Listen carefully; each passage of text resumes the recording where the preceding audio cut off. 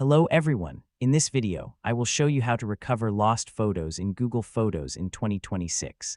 First, open Google Photos in your web browser and sign in to your Google account. From the left side, click on Collections. Now open the Trash folder. The Trash folder contains photos and videos that were deleted recently. Browse through the deleted photos and select the ones you want to recover.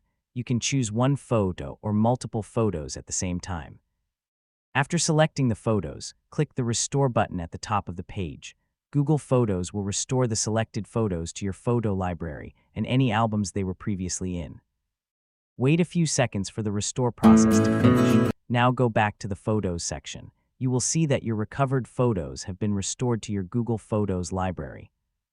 Keep in mind that photos in the Trash folder are only available for a limited time, so it is a good idea to restore them before they are permanently deleted. That's it. This is the easiest way to recover lost photos in Google Photos. Thanks for watching, and don't forget to like, share, and subscribe for more Google Photos tutorials.